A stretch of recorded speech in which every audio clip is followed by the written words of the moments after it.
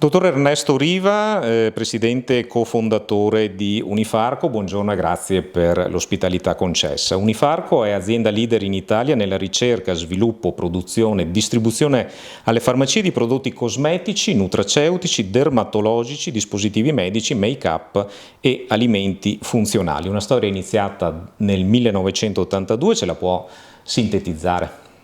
1982, quindi 41 anni fa.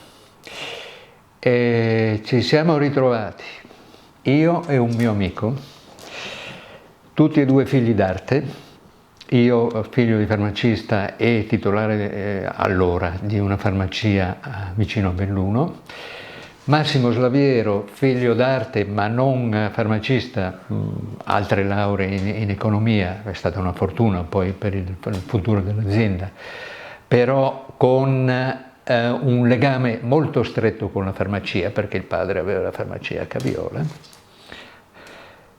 Ci siamo ritrovati nel laboratorio della farmacia del sottoscritto e abbiamo cominciato ad occuparci dei cosmetici da mettere nelle mani del farmacista. Nel momento in cui abbiamo messo il cosmetico fatto con la mentalità del farmacista nelle mani del farmacista, la visione della cosmesi nella farmacia è cambiata.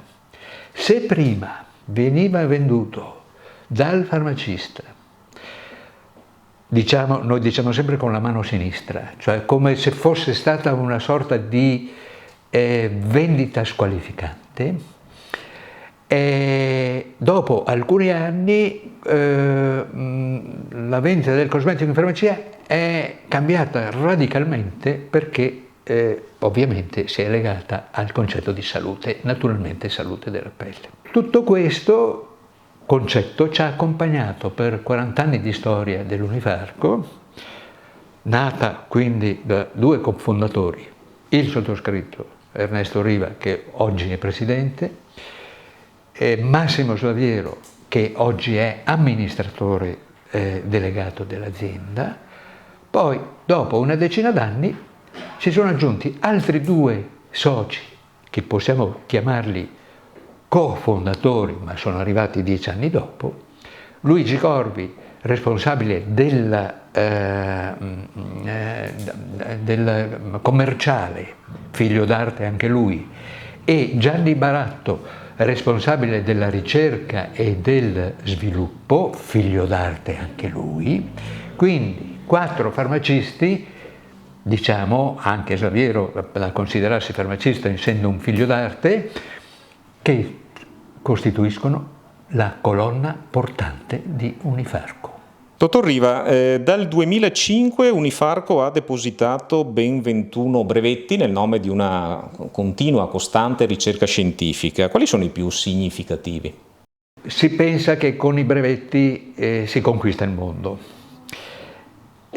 Noi abbiamo una visione diversa del brevetto, è vero, ne abbiamo fatti 21, partendo, come l'ispirazione nostra è stata la natura. Siamo partiti molto dalle piante medicinali, abbiamo ricavato un brevetto straordinario proprio recentemente che si chiama l'arixicina, che proviene dalla corteccia dell'arice, quindi un prodotto di scarto che è la corteccia dell'arice, normalmente utilizzata per il cipato, per il giardinaggio.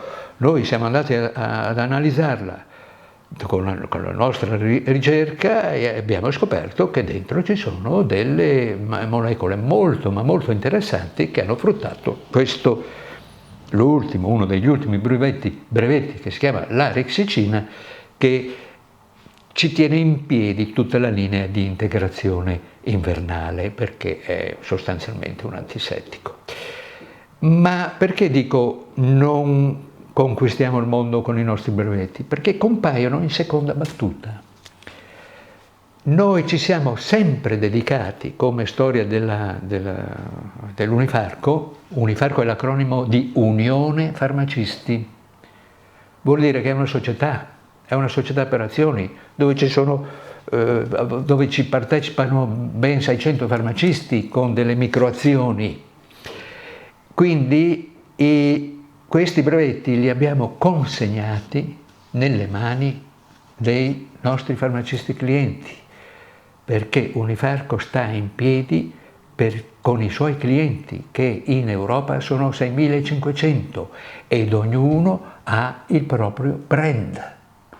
Lei va nella farmacia di Castelcucco, per modo di dire, trova il prodotto fatto da Unifarco con il nome del farmacista, cioè nel momento in cui noi abbiamo creato questi brand, e sono 6.500 i brand perché corrispondono con 6.500 farmacie in Europa, abbiamo messo tutto nelle mani del farmacista, cioè il brevetto è nelle sue mani, tocca a lui divulgarlo e parlarne.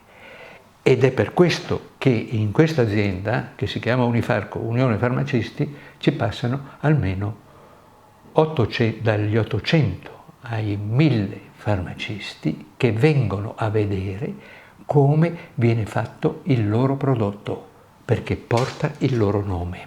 Questa è stata l'idea straordinaria che ha coinvolto tutti i farmacisti italiani, prima, che sono 2600, e poi quelli europei, 1000 tedeschi, 1000 spagnoli,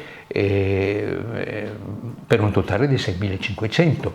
Attorno a queste 6500 farmacie ci sono poi i vari collaboratori, e sono tanti, moltiplichiamo per 3, mediamente vengono fuori una ventina, 20-25.000 farmacisti camici bianchi che hanno il marchio farmacisti preparatori. Recentemente Unifarco ha approvato anche il bilancio di sostenibilità consolidato 2023. Ecco, ci può dire come si compone e per cosa in particolare si caratterizza?